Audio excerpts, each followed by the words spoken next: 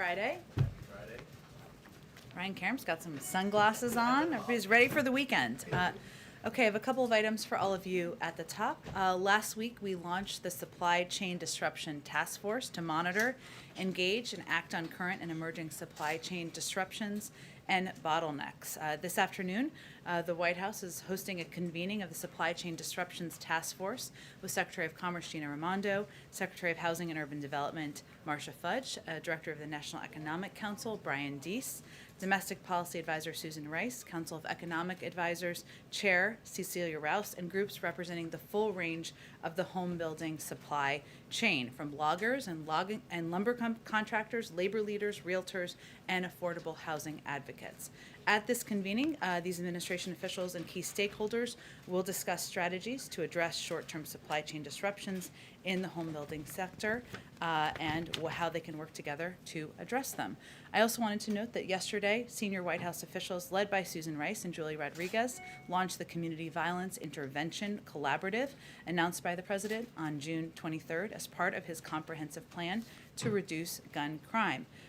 The community violence intervention is an evidence-based approach that has been shown to reduce violence by as much as 60%. CVI prevents gun violence and crime in communities around the country before it happens by intervening in disputes early and connecting potential perpetrators and victims with services and support to divert them away from crime. It's an approach that's been embraced by an increasing number of law enforcement leaders nationally, as well as by mayors of both parties in cities around America. So this will be an ongoing initiative. Also wanted to give you an update. I noted earlier this week that there have been 2 million people who now have access to affordable health care thanks to the reopening of the special enrollment period.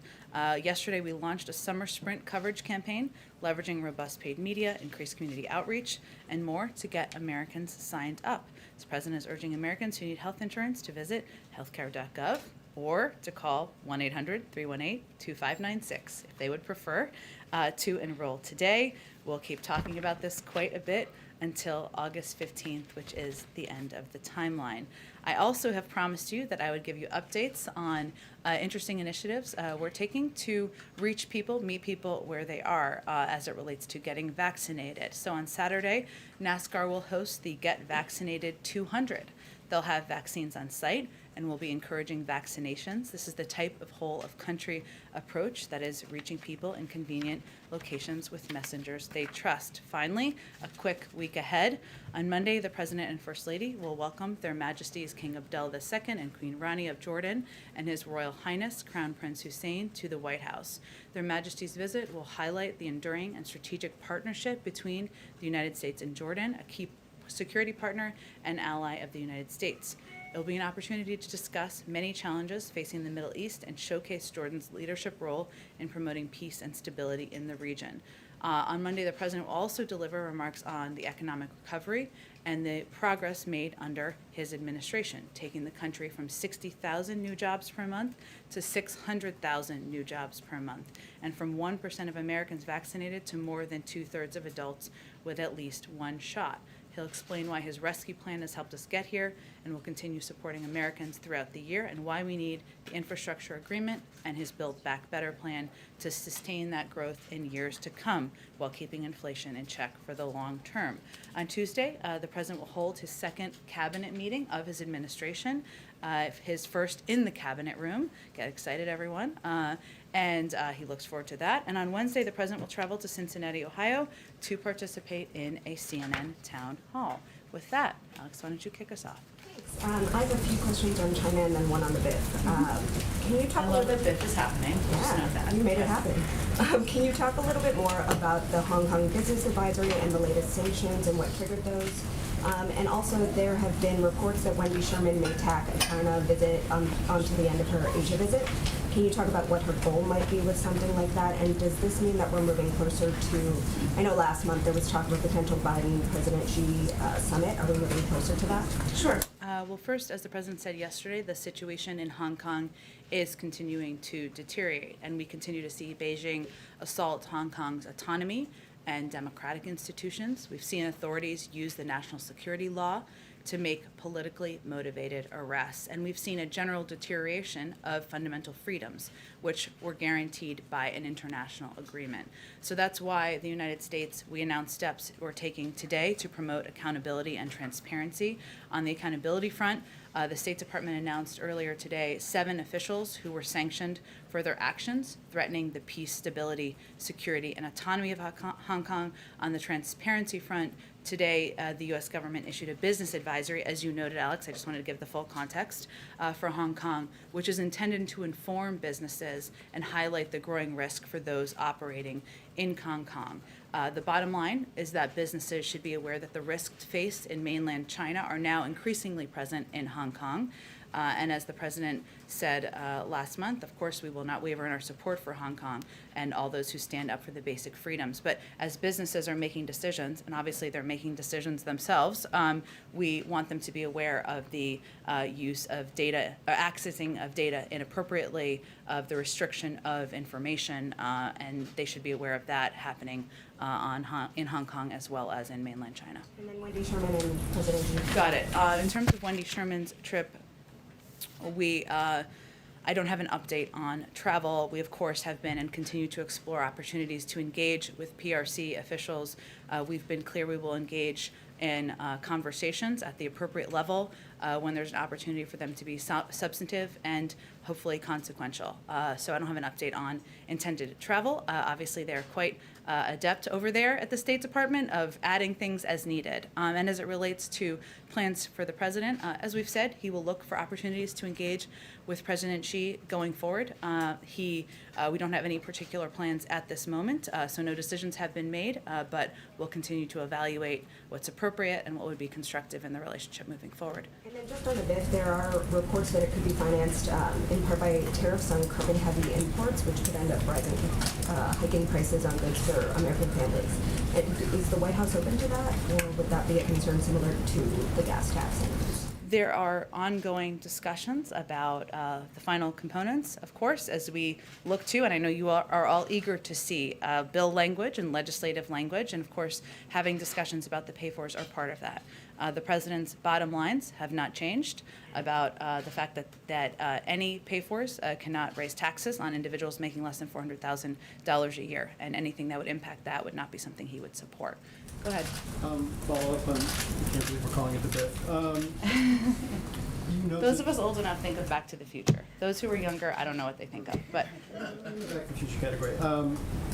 Given the fact that discussions are ongoing, if the discussions are still ongoing come Wednesday, does the president believe that the Senate should should take the procedural vote to move forward if there's no bill, text, or deal in hand? Well, I think Leader Schumer, of course, will be running point and leading the effort to determine and making the determination about the timeline, the process, and the sequencing of votes in the Senate. And we certainly work closely with him, but we certainly trust his path that he is mapping out for the legislative process. We have several days, I would note, before Monday for more information to become available. We'll see what is known. I will note that the president is quite familiar with the roller coaster and ups and downs of legislating, having spent 36 years there and even having had some successes over the last few months in working with legislators. We had a productive meeting. Members of our team had a constructive, productive meeting yesterday. And I'd also note that there are a number of Republicans and Democrats who feel the same in terms of the path forward. Senator Portman said, we're going to get it done, and that we'll end up with a good package. Senator Cassidy said he did not feel squeezed by the timing. Senator Romney affirmed things were going in a good direction. We certainly understand the ups and downs. No one better than the president. That's the period of time we're in at this point. And just, you went through kind of the top line details of this yesterday, but can you elaborate a little bit on the Facebook, Sure. the administration to Facebook flagging of disinformation, and then there's also some reporting that we've had that Facebook maybe hasn't been as proactive as the White House would like it to be in response to some of the flagging. So the process of how the flagging works, and then whether Facebook has been amenable to those requests. Sure. Well, I would say first, it shouldn't come as any surprise that we're in regular touch with social media platforms, just like we're in regular touch with all of you and your media outlets about areas where we have concern information that might be useful, information that may or may not be interesting to your viewers. You all make decisions just like the social media platforms make decisions, even though they're a private sector company and different, but just as an example. So we are regularly making sure social media platforms are aware of the latest narratives dangerous to public health that we and many other Americans are seeing across all of social and traditional media. And we work to engage with them to better understand the enforcement of social media platform policies. So let me give you an example just to illustrate it a little bit. The false narrative that remains active out there about COVID-19 vaccines causing infertility, something we've seen out there flowing on the internet quite a bit, in other places as well, which has been disproven time and time again. This is troubling, but a persistent narrative that we and many have seen, and we want to know that the social media platforms are taking steps to address it. That is inaccurate, false information. If you are a parent, you would look at that information, and that would naturally raise concerns, but it's inaccurate. And that is an example of the kind of information that we are flagging or raising. And then has Facebook been as proactive as the White House would like in terms of its response to those flags? Well, I think as I noted yesterday, Phil, there are more steps that everyone can take. And I would just note again, this is a responsibility of officials speaking, of course, on behalf of the government. It's a responsibility of members of the media. It's the responsibility of citizens and civic leaders and people who are trusted voices in communities around the country. That has a broad definition. Social media platforms is one of them. And as we know, it is also there are also areas where a lot of people get news and information. Sometimes those are accurate news items reported by some of your outlets or accurate information shared by a neighbor. Sometimes there is information that is not. It is hard to discriminate, as we know. This is not a new issue, but it is an issue that is impacting people's lives. So a couple of the steps that we have, that could be constructive for the public health of the country are providing for Facebook or other platforms to measure and publicly share the impact of misinformation on their platform and the audience it's reaching. Also with the public, with all of you, to create robust enforcement strategies that bridge their properties and provide transparency about rules. You shouldn't be banned from one platform and not others for providing misinformation out there. Taking faster action against harmful posts. As you all know, information travels quite quickly. If it's up there for days and days and days, when people see it, it's hard to put that back in a box. And of course, promoting quality information. Algorithms, I don't know how they work, but they all do know how they work. So those are some of the steps that we think could be constructive for public health, for public information, for public, and the right of the public to know. Go ahead. Just to quickly follow up on the Facebook aspect of this, you said yesterday that 12 people were producing 65% of the misinformation on vaccines on social media platforms. Do you have a sense of who those people are? Are they bad actors like Russia? And Facebook responded yesterday after the press briefing. They say that they've removed 18 million pieces of COVID misinformation. They've connected more than 2 billion people to reliable information. So does the White House find that sufficient? Clearly not, because we're talking about additional steps that should be taken. And frankly, information that media organizations could decide whether you're going to report on or not. I'm not talking just about the misinformation storyline. I'm talking about these individuals. I'm talking about how prevalent the spreading of this information is. The public has a right to know. That's the point that we're making, and we're dealing with a life or death issue here, and so everybody has a role to play in making sure there's accurate information. Obviously, those are steps they have taken. They're a private sector company. They're going to make decisions about additional steps they can take. It's clear there are more that can be taken. And actually, can I just on the foreign government piece, because I think that's an important point or important, interesting question. The State Department's Global Engagement Center has found that Russia and China have promoted their own vaccines through messaging that undermines Western origin vaccine development programs. So, that is more than just competition about vaccines. The risk and impact there is that this type of information magnifies the risk of potential side effects associated with Western vaccines. This is what the information, some of this misinformation is doing, and misleads the public by falsely alleging that mRNA vaccines are untested and thus risky, even though many of them are approved and have gone through the gold standard of the FDA approval process. So the PRC, for example, has also suggested that the United States hoards COVID-19 treatments and prevents other countries from acquiring vaccines, despite evidence to the contrary. But certainly pushing information out there that these tested, approved vaccines are ineffective and unhelpful. A lot of people on these platforms, they're not discriminating, as you all know, between the source of the information, and that is damaging as well. So we've seen that trend. And one more if I could just on Afghanistan, thank you, Jen. As we look at the withdrawal in Afghanistan, what is your assessment of the Taliban's advancements? We heard from the president, he said the likelihood that there was going to be the Taliban overrunning everything and owning the whole country is highly unlikely. Does the administration still believe that the Afghan government can maintain control of the region? I think that what the president was conveying is that it is not inevitable, and we have provided a great deal of support, supplies, training. We're continuing to do that. We will continue to provide security assistance in the coming months to the Afghan national forces, but it is up to them to determine, are they going to unite as a country? Are they going to stand up and fight against the Taliban? And it's really in their hands it will be in their hands moving forward. So his point is that it is not inevitable. There has been no intelligence assessment that has said it is inevitable, even as we are assessing what the consequences could be. Go ahead. Thanks, Jen. When you talk about misinformation, it seems like one of the best ways to counteract some of the vaccine misinformation that's out there would be for the FDA to fully authorize these vaccines, put the full weight of government approval behind the vaccines. But now we're hearing that may not happen until January 2022 or even later. Is the president comfortable with that timeline?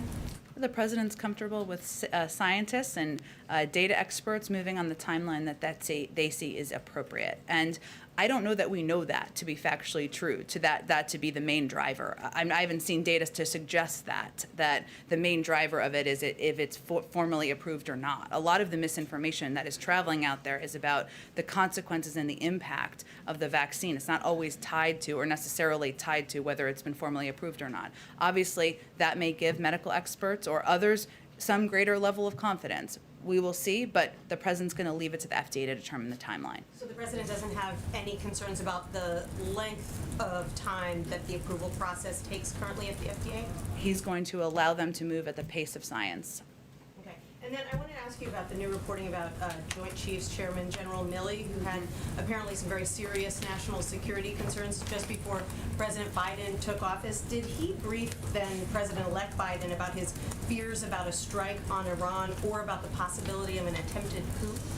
I'm not going to speak to private national security conversations, I should say. Obviously, the president had many conversations with General Miller during his time in his role, and most of those, or none of those, do we read out. I will say that he strongly respects General Miller. As you know, he had the opportunity to sit down with him on Wednesday, thank him for his outstanding leadership of the Resolute Support mission, including overseeing the vast majority of our drawdown from Afghanistan, which is during a particularly vulnerable period for our troops. How close does the president think we came to a possible war with Iran or an attempted coup here at home? I'm just not going to speak to intelligence matters from here. Go ahead. Thanks, Jen. First on COVID origins, is the White House worried that China continues stonewalling the World Health Organization investigators and now is saying things like they think maybe COVID-19 got into China through frozen food? We are certainly continue to be concerned, Peter, about misinformation coming from voices in China about certainly the origins, their lack of participation in the process, their lack of willingness to provide data and information to the World Health Organization. As you know, we are undergoing our own process here, our 90-day review here, but certainly the Chinese providing information, being a participant in the process would aid the effort. And then speaking of misinformation and the announcement from yesterday, for how long has the administration been spying on people's Facebook profiles looking for vaccine misinformation? Well, that was quite a loaded and inaccurate question, which I would Inaccurate refute. how? Well, Peter, first of all, as you know, we're in a regular touch with a range of media outlets. And we expect that the White House is watching Let me Fox, finish. but As you we can post are on Facebook. as we Thanks. are in regular touch with social media platforms. This is publicly open information. People sharing information online, just as you are all reporting information on your news stations. But, okay, so these 12 people who you have on a list, 12 individuals, do they know that somebody at the Surgeon General's office is going through their profile? I'm happy to get you the citation of where that comes from. There's no secret list. I will tell you that these are people who are sharing information on public platforms on Facebook, information that is traveling, is inaccurate. Our biggest concern here, and I frankly think it should be your biggest concern, is the number of people who are dying around the country because they're getting misinformation that is leading them to not take a vaccine. But- Young people, old people, kids, children, this is all being, a lot of them are being impacted by The misinformation. big concern, though, I think, for a lot of people on Facebook is that now this is Big Brother watching you. They're more concerned about that than people dying across the country because of a pandemic where misinformation is traveling on social media platforms. That feels unlikely to me. If you have the data to back that up, I'm happy to Okay, discuss and it. just about things that are on Facebook, I looked this morning. There are videos of Dr. Fauci from 2020 before anybody had a vaccine, and he is out there saying there's no reason to be walking around with a mask. So is the administration going to contact Facebook and ask them to take that down? Well, first, I think what Dr. Fauci has said himself, who's been quite public out there, is that science evolves, information evolves, and we make that available in a public way to the American people. Exactly. I have never seen any data to suggest that that the vaccines cause infertility.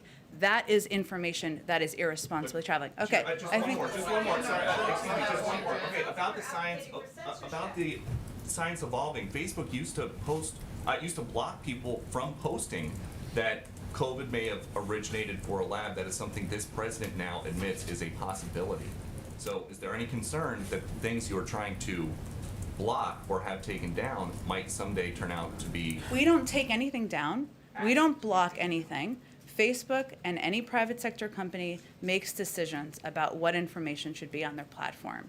Our point is that there is information that is leading to people not taking the vaccine and people are dying as a result. And we have a responsibility as a public health matter to raise that issue. And the responsibility we all have, the government, media, platforms, public messengers, to give accurate information. Go ahead. About the 12 individuals that are on that separate site, it's not from the White House. I don't have the source in front of me, but we've read it as well. Can you give us a sense of who those individuals are, as was asked before, and what specifically you've given a tough message to the social platforms that they should do more, the social media platforms. What from this podium is the message to those individuals, the 12 of them, who are responsible for 65% of the misinformation that's out there? The message is the same message as it is to every person out there who has a platform, whether that is an elected official or that is a person who is a civic leader. The vaccines are safe, they are effective. If people take them, they will save their life in many cases. And so our message to everyone who's sharing misinformation is that the steps you're taking are irresponsible. They could lead to people getting very sick and people ultimately losing their lives. Why don't we all participate in a process that will help provide accurate information out there? Has the White House participated in any direct contact with these individuals, given the impact they're having through any avenue to try to say, knock it off? No, and I'm happy to get you guys the data on where we got that information, where the public, it's a publicly available data. We'll get you the citation is what I mean. Let me ask you if I can then about some of the other numbers as they relate to COVID right now. Obviously, due to the Delta variant, COVID cases are up sharply right now. Testing is down right now. How concerned is the White House that this variant, COVID in general, is much more widespread than we're aware of publicly at this time? You know, it's a great question. I don't want to speak out of turn here because it's really a question for the health and medical experts on how they're tracking it and how concerned they are. We certainly know on transmissibility and based on the CDC data that the Delta variant is impacting the majority of people who are getting sick with COVID now. We also know that 99.5% of people who are in the hospital are people who are unvaccinated, and people who are dying of COVID unvaccinated. The data is very clear. As Dr. Walensky said on an earlier briefing today, this is really becoming a pandemic of the unvaccinated, and that means getting vaccinated, you can save yourself. Is there anything that the White House is doing differently? We saw the president proudly in Philadelphia shaking hands with a lot of folks when he was there for his voting rights speech earlier this week. We saw something similar last week when he was in Illinois. Given the reporting about some breakthrough cases right now, are there any things that the White House is doing differently as it relates to your own staffing or the president's handling of his sort of activities due to those new numbers? No, we are vaccinated. The president's vaccinated. We are all vaccinated. So breakthrough cases are not something that you or We Americans should worry about. we still have a testing protocol and process in place for White House staff, so that has continued. And for those individuals that he would be shaking hands with, there's not any. Basically, shaking hands is good if you're vaccinated. We abide by public health guidelines as it relates to the president's engagements, and if public health guidelines changed, which I'm not predicting, we would continue to abide by them. Go ahead.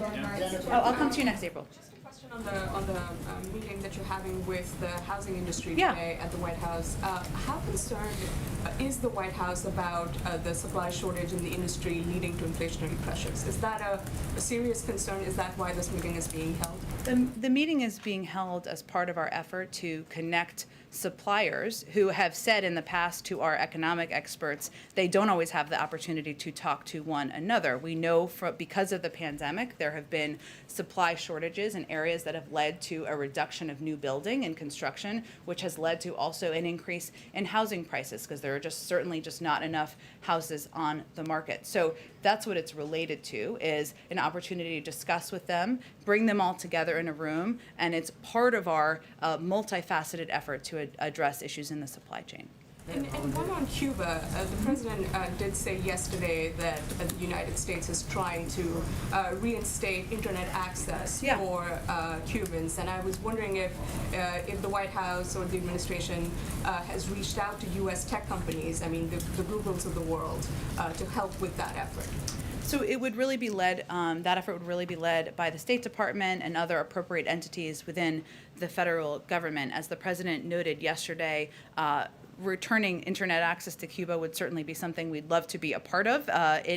We're looking at what our capacities and what our tools are we have.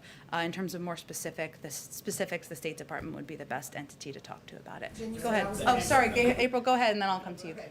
Voting rights. Yeah.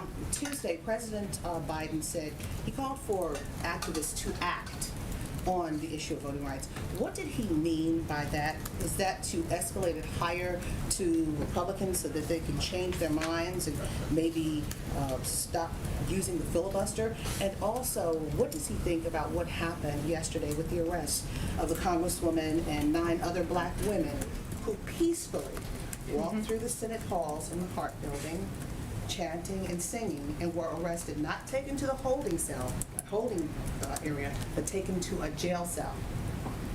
Well, April 1st, what he meant by speaking out or having your voice heard, or the range of ways he said it, is that in order to make change happen in Washington, often you need to create a grassroots movement that's led by the American people. And it's not just about whether the minds of 10 Republicans can be changed directly by a phone call from a president. It often requires activism, engagement, a vocal opposition or excitement from members of the public. That's going to take a lot of different forms, right, and formats. It can take letter writing, phone calling. There's peaceful protesting. There are a range of mechanisms for that, and certainly our country, even in recent years, has a great history of that. And these members who were, some of them were members, I should say, one member who was arrested yesterday, they were peacefully protesting. I would note that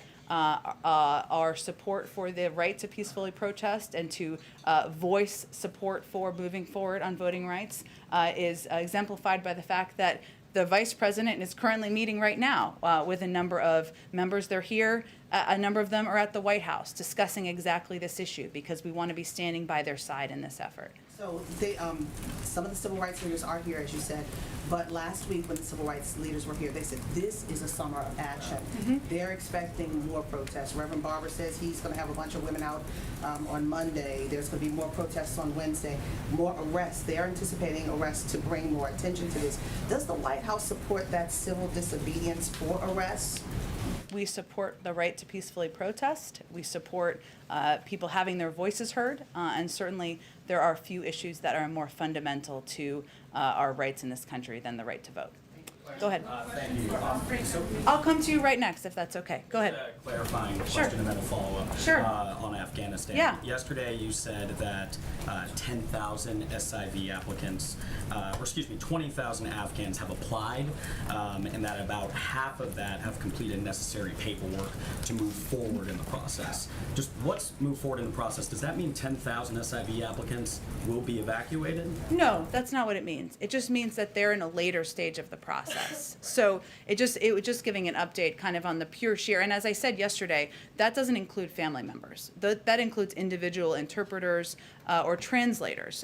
So it just means they're farther forward in the process. There's another step in the process, which is security vetting, which would need to be completed before any individual is relocated to a base in the United States. Individuals could be relocated to third countries before that process is completed. So it was just an update kind of on where people stand in the process. And then just to take a step back too, why did the administration wait until June 24th to commit to the evacuation? Why not have this be one of the early steps right when the president announced this in April, I believe, while American troops are still on the ground? I mean, announcing this just days before the combat mission is essentially over would seem to complicate the mission. Well, I would say first, there's always ongoing discussions, both with our partners in the region and others, before an announcement is made. And sometimes it requires a process to get to the point where you are making an announcement about the relocation of thousands of individuals out of a country. Second, I would say we've also committed to not only relocating these individuals in advance of our servicemen and women coming out of Afghanistan. We have quite a capable Department of Defense and diplomatic apparatus in Afghanistan and around the world to implement this, but we've also committed to continuing this process from there and having a diplomatic presence on the ground from there. So this is not a process that will end, but this is a process that we announced at a time when a final decision was made based on a range of factors internally. Have any third countries outside of U.S. territories given the U.S. commitment, the administration commitment, that they will house SIV applicants while they're still having their applications We're having a processed? range of discussions, as you know, when we're at the point where we have final agreements, and we're confident that it won't impact the security of individuals who are being relocated. We'll share all of that information with you as well. There's no commitments as of today. I don't have any updates to provide to you today. Go ahead. Oh, I'm sorry. Go ahead. Yes, so what can Africa expect from this administration in terms of its engagement in helping solving some problems that we are having right now? For example, Angola is fighting corruption, and also can we expect some revision in the sanctions in Zimbabwe? I don't have any update for you on considerations around sanctions. I would point you to the Department of Treasury or the Department of State on that. We, of course, will remain deeply engaged with our African partners on a range of issues, whether it's corruption or facing and fighting the COVID pandemic or economic opportunity and development. And I would note that we have a number of leaders high up in the government, including our UN ambassador, Linda Thomas-Greenfield, who has spent quite a bit of time working with leaders in the region and playing a front and center role for the United States government. But in terms of specifics on Zimbabwe or Angola, I would point you to the State Department. Regarding misinformation, do you have any data that shows that children have been affected by misinformation? And how do you see we should educate children about these issues? Because I'm working on a show that will inform little kids about many different things, and I'm also concerned about misinformation. So in your research about misinformation, is there any misinformation affecting children as well? That's a really interesting question. I don't have any data at my fingertips. I will reiterate that, of course, children are not eligible under the age of 12 yet for vaccines in the United States, and decisions about the health of children as a parent myself would obviously be made by the parents in coordination with doctors. But I would say there's no question that when there's information, the example I gave earlier about the impact on fertility, which is inaccurate and false, which is still traveling around the internet. If you're a parent, that would give you pause if you think that is accurate information about your child and about your child getting vaccinated. So that's an example. I don't have data, but just an example that could be applicable. Go ahead. Yeah, thank you, Jen. I had a question about the direct funding to states and cities from the American Rescue Plan, Sure. the $350 billion. I was talking to the Treasury Department, about $200 billion has gone out, and several cities and states have been quick to allocate that money. But there's other mayors and governors who I've talked to who have spent very little of that funding so far. In some cases, none of it, either because of battles with their state legislatures over the funds, their late budget cycles, lengthy public input processes, or they're simply doing better than expected revenue-wise, and so there hasn't been a sense of urgency for them. And so my questions are, does it concern the White House that some places haven't gotten their money out quicker? And does the White House have a message to governors and mayors that don't have any plans yet to spend their funds? And finally, does that signal the situation I described of some folks not spending their money quickly? Does that signal that the money wasn't urgently needed?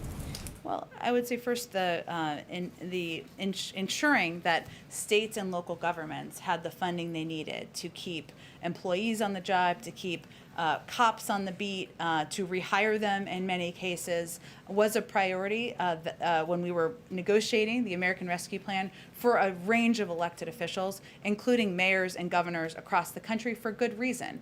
It sounds like there's some different case-by-case scenarios that have made it more challenging in certain governments and localities. We have an entire team here and at the Treasury Department that works closely with them. It may be most constructive for you to talk directly to them, either Jean Sperling or Jacob Liebenluft, about different issues that are happening in different cities But or you have states. confidence that money is being well spent and that they're going to get it out to address what you identified as a problem for cities and states. Absolutely. And there is, of course, a range of options that cities and localities have for using the funding. And we wanted to provide that flexibility on purpose because one city or town or state does not fit all. One size doesn't fit all, I should say, for cities, towns, and localities. That was important, that flexibility. There are still restrictions on how it can be used and how it's implemented. We obviously also, which is not what you're asking, but I'm just going to reiterate, take waste, fraud, and abuse incredibly seriously. The president is Sheriff Joe in his heart and forever.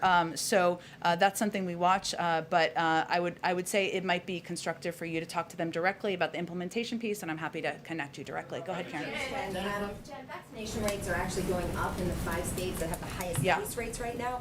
What does the White House think is driving that, and what is being done there that the administration could apply to other hotspots? Yeah, Karen, and I know this was announced on our COVID briefing. For those of you who were not on it, in the past week, the 5 states with the highest case rates, Arkansas, Florida, Louisiana, Missouri, and Nevada, had a significantly higher rate of people getting newly vaccinated compared to the national average, which we obviously see is a good sign. And in the last 10 days, 5 million shots have been administered and millions got their first shots. It's hard to pinpoint one particular piece, but what I would say is that we're continuing to work to apply the lessons we've learned over the last few months. The biggest issue far and away is access, and that means something different in different communities. In some communities, it is ensuring that people know that they can take time off of work. Because of the kind of jobs they're working. In some communities, it is meeting people where they are, in places of worship, mobile clinics, which is something we're doing a lot in rural communities, walk-up pharmacy appointments at their workplace or in schools. We are also continuing to fund, support, trusted messengers, because we have seen time and time again that it is more effective, and many of you have covered political campaigns. This is not a surprise to most people who have covered political campaigns. Trusted messengers are people in communities. They are neighbors. They are civic leaders. They are clergy. they're not always the president of the United States. Sometimes it is, but and they are medical experts, and so we are continuing to support those efforts. We think that all of those have been effective. There's still more work to be done, but certainly that's encouraging those trends that we've seen. How concerned are you, though, that things have to get worse in these hotspots before they get better, that fear is driving the vaccination rate? How concerning is that to the White House? Well, that is not our preference. That is why we have made vaccines so readily available for months now. That's why we have employed these tactics for months now, making vaccines readily available, accessible, working with trusted messengers and partners. We also, though, have seen in some communities where local news stations are covering young people, unfortunately, who are getting sick, some being put on ventilators. I don't know, I can't tell you from data what impact that is having, but we are seeing in areas where there are lower vaccination rates, some positive signs over the last week. We'll see if that continues. Go ahead. Thank you. I have 2 COVID questions and 1 voting rights question. I will try Okay. to make it fast. On COVID, you and Dr. Walensky have used this phrase, the pandemic of the unvaccinated. And I am wondering if any part of that is the administration distancing itself from responsibility for the pandemic, because you've been trying to get people vaccinated, or if it's a scare tactic. Well, I would say first, the data speaks for itself, which 99.5% of people who are in hospitals because of COVID are unvaccinated. What it is our responsibility to do is provide accurate public health information to the public. It is also our responsibility to stay at it and continue to communicate, to fund programs, to support trusted messengers, to get out into local communities, to use what we see as creative partnerships to meet people where they are. We haven't stopped that. We haven't halted it. We haven't even slowed it down. But certainly from the public health experts, et cetera, and I repeated what Dr. Walensky said, because she is, of course, a doctor, and I am not. It is important for people to understand that the vaccine is safe. It will protect them, and it is as simple as that. And sometimes. On Olivia Rodrigo, was this sort of a one-off thing? I know that you had worked with other celebrities before, and you announced the NASCAR thing. But is there more work with young celebrities or country stars or anything else that's coming, or was that more of part of the month of action that's behind us? Wouldn't it be great if this was the cue for like Blake Shelton and Gwen Stefani to come out from? That would be awesome. I wish that was happening today. It is part of an ongoing effort, and we want to partner with trusted voices and individuals in communities, many of whom you will never have heard of, and they may have 5 Twitter followers if they're on Twitter, which they probably are not if they're not on the coast and not liberal. But we will also we'll also work with celebrities, and we will also work with individuals like Olivia Rodrigo. I know I said this the other day, but obviously she's a very well-known pop star. She's 18 years old. She doesn't have to use her time to do this. She is speaking to a broad swath of an audience that I bet you is not watching the White House briefing and is probably not watching the President of the United States. And we recognize that we need to meet people where they are, including as we use partnerships and media and engage with media as well. Go ahead. And I'm very sorry to have one more, but on voting rights, the president on Tuesday called on Congress to pass federal voting legislation. He spoke about the urgency of it. The question is, what comes next? Is he going to travel around the country and make this case? Is he going to go up to the Hill and have meetings specifically about voting rights? I know that he's talked about, the activists need to build the grassroots, but some activists are sort of pushing back on that idea, saying, like, we can't always be the ones that are asked to do the work. He's not saying to do it alone. He's saying, I will be with you. But he's also saying that grassroots activism is what is going to move and change the country for the better. That's always been the case throughout history. In terms of what he will say and do, I don't have any scheduling announcements for you at this point in time. But he has said this would be a cause of his presidency. That means he will use his time, use his platform to make sure he's speaking about, elevating it, engaging in it. And as you know, the vice president, this will be a top priority for her. She will be front and center for the administration on this issue moving forward. Go ahead. Thanks, Jen. Just given the Wednesday timeline that Senator Schumer has laid out, what will the president be doing over the weekend to help things move along? Will he be making calls all weekend? And then what's his response as well to Republicans who are concerned that tougher enforcement in the IRS won't be enough to generate enough revenue? Well, first I would say the president has proposed a number of ways to pay for these proposals that have been out there in the public and has been a part of these ongoing discussions, which are continuing. And those proposals, he has a number of proposals out there that will more than cover the cost of this infrastructure agreement that do not violate what the Republicans have said is their red line in this case, which is the 2017 tax cuts, regardless of his point of view on that. We'll take that on in the Build Back Better reconciliation package. In terms of what he will be doing, the president is ready, willing, able, looking forward to playing any constructive role he can play in getting these pieces of legislation across the finish line. Will that mean phone calls? Sure. Will it mean bringing more people to the White House? It probably will. But I don't have anything to kind of lay out for you here. And separately, has the intelligence community attributed the Kaseya ransomware attack to the Russian government, and has it been concluded that the RNC was indeed hacked? Well, first I would say the RNC put out a statement when that news came out saying it was a third party that had their information accessed, not the RNC, a vendor of the RNC's. I'm not aware of the information they're changing. I would point you to them on that. The FBI is, of course, doing an investigation and in touch with them. I don't think they've put out any new information since then. In terms of the Kaseya attack, we have pointed to the fact that that REvil has many cyber experts have assessed their engagement here. We have not attributed the Russian government's involvement in this case. It's an ongoing review, but we don't have any new information on that front. Go ahead. Madam Jen, I'm curious if the uptick in the Delta variant, if that is playing any part in where the president is leaning in terms of extending that federal mask policy in public transportation. I know it's set to expire in September. Is he leaning towards extending that even more? We've seen some health officials say that they want to extend it even now. Well, he's going to lean into the advice of his health and medical experts and teams on any steps that need to be taken to keep the American people safe.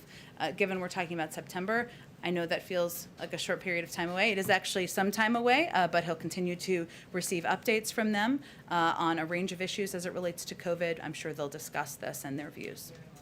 And on that same note, he said yesterday that he's going to take into consideration some factors before he talks about what will happen with the European travel ban. Is that going to play a part into that with the Delta variant coming up?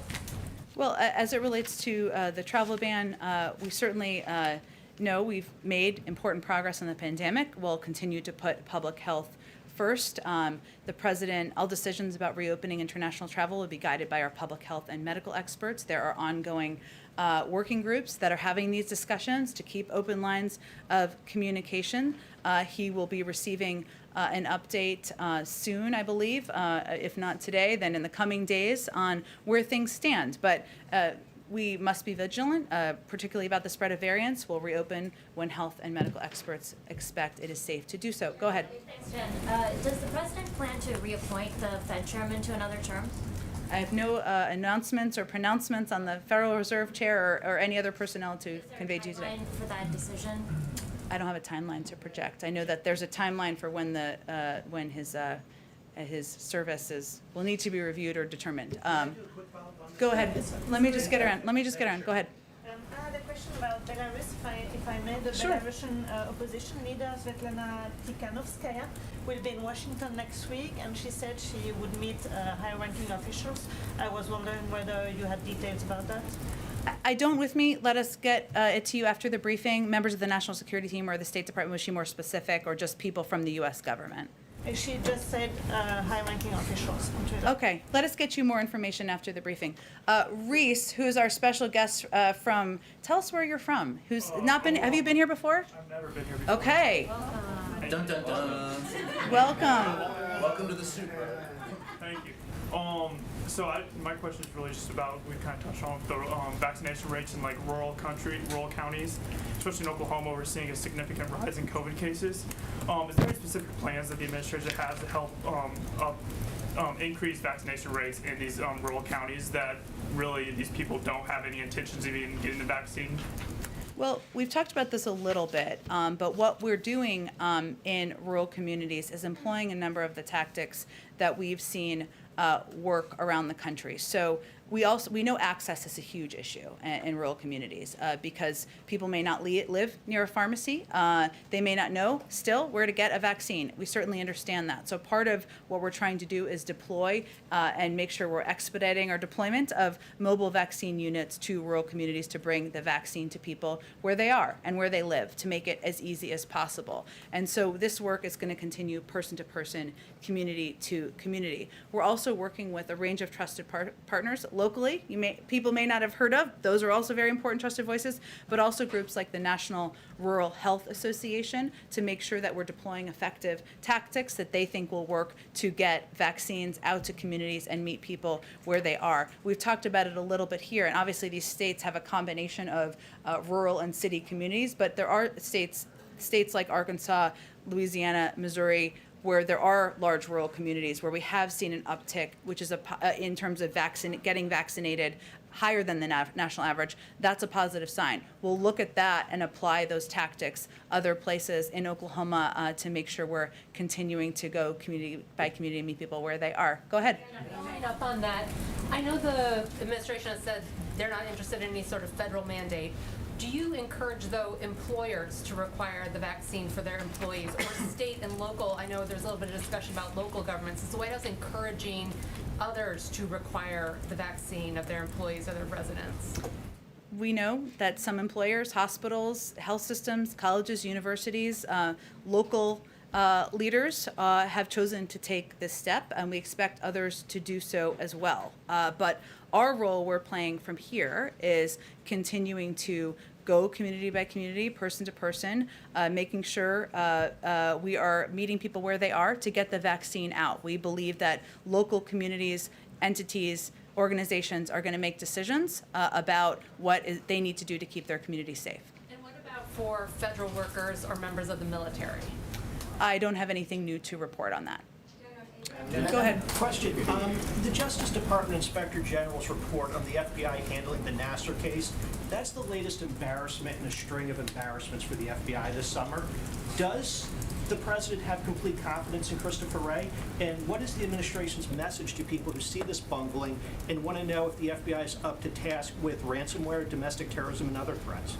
Well, first, I would point you all to the expansive statement that was put out by the FBI in response to the Inspector General's report. Second, yes, he has confidence in Christopher Wray. Third, as it relates to ransomware, this is an across-government interagency effort, one that we have not seen done in the past. I gave a little bit of an update and a readout of it yesterday, where we're tapping into all of the resources and expertise across the federal government. The FBI has been a key partner in that, as have a number of entities in our national security team who can play a role in fighting against ransomware. Go ahead. Oh, go ahead. And then we'll go. I'm sorry. Go ahead. We'll get you doing back. Go ahead. Thanks. Oh. Go ahead. Sorry. Okay, so you haven't talked about APEC. This was a conversation that the president had this No morning. one's asked about it. Now's the moment. And so there seems to be a convergence between President Biden, President Xi, and also President Putin in terms of making and sharing and distributing vaccines. My question is the mechanism of it. We know that APEC supports the TRIPS waiver, as does President Biden. Was there pressure from APEC member countries to have the U.S. put more diplomatic pressures on WTO countries to pass the patent waivers? Well, first I would say the president's view continues to be exactly as you laid it out there. This is a ongoing process, and Ambassador Tai is our lead representative in these discussions and negotiations. The APEC summit, for any of you who watched parts of it, was virtual and was individuals delivering sets of remarks. It wasn't an interactive opportunity, I would say, and President Xi actually delivered pre-recorded remarks, so he wasn't even there participating in person. Just to follow up on the health misinformation. Or on virtually live, I should say, yes. Following up on the health misinformation, do you consider claims by some in the conservative circles that ivermectin, am I pronouncing that right, as a promising treatment for COVID as misinformation? I know that the FDA has weighed in on this, I believe in March, but I just wanted the administration's latest position on the drug. Information that's inaccurate, we consider misinformation. So I don't think it's more complicated than that. Go ahead. Go. Let Ebony go. Do we what? We were supposed to gather it. Yeah, we were supposed to gather it. I'm just making sure that. Oh, okay. Brian, thank you. You get an internship or something. I don't know. We will have 4 more minutes left, so we'll get to as many as we can. Go ahead, Evan. Go ahead, and then we'll go. The women that are meeting with the vice president today, most of which have basically said that they want the president to really talk about the filibuster, nuking it or reforming the filibuster. And so with each of the meetings that they're having, I'm still coming out wondering what is the hope that's going to happen, because just about every single woman that is in that room has spoken about it. That's my first question. And even though you've also said that there isn't a plan right now for the president to go to Arizona or to go to other states, why isn't there right now that kind of plan? Because they have come out and said that the administration has put a lot on them, but they're waiting to see something back. Well, I've laid out for you what we know about our schedule, which is through next Wednesday. So it doesn't mean that he's not going to go out in the country and talk about a range of important priorities in the future. And I don't want you to take it that way. That was not what I was implying. But we have about 4 days out here in our terms of our scheduling that I can provide to all of you. As it relates to the women who are in this room, let's see, maybe they'll go to the stakeout and they'll talk about their meeting and their engagement. And the message that the president is sending, the vice president is sending, is that we're absolutely committed to getting the For the People Act signed into law, that we're committed to advocating for, to elevating voting rights as an important issue for people across this country. And I think our actions clearly exemplify that. Go ahead. A clarifying question on how you identify this misinformation. I'm wondering if you could tell us specifically how the administration identifies what is misinformation and then how you flag it to Facebook. That's one. 2 is how many times has the administration flagged this kind of information? And then 3, how long has this been going? And then finally, I know that you are deadly serious about this conversation. You talked about how this is life and death. But are there any types of safeguards that the administration is putting in place to make certain that they do not chill free speech while they are going after this kind of disinformation? First of all, to be crystal clear, any decision about platform usage and who should be on the platform is orchestrated and determined by private sector companies. Facebook is one of them, right? And there are a range of media who also have their own criteria and rules in place, and they implement them, and that's their decision to do. That is not the federal government doing that. It is life and death. It is a public health issue in the country. That's why the Surgeon General was here talking about it yesterday. There are trends. We can see you can all probably see on Facebook and other social media platforms. And so what we raise are issues like there is a lot of information out there about the false claim that COVID-19 causes infertility. Everyone in this room knows that's factually inaccurate. We raise for them in our direct channels, of which every administration has always had with every social media platform, that we are seeing this trend. It's troubling. That information's inaccurate. But specifically, so you're not going after, you're saying these are general areas of misinformation that you should take a look at, not specific posts. Yes, it is also publicly available who the individuals are who have spread most of the information. It wasn't publicly available by the United States government. It's publicly available information. So that's how it works. Okay, thank you, everyone. I've got to wrap it up. I'm sorry. Have a great... Okay, Brian, go ahead. Last one. Very quick. On Afghanistan, though we're not engaged, Brian, why don't you come back here? They've got to gather. They've got to gather. I got to get to the gather, too. Okay.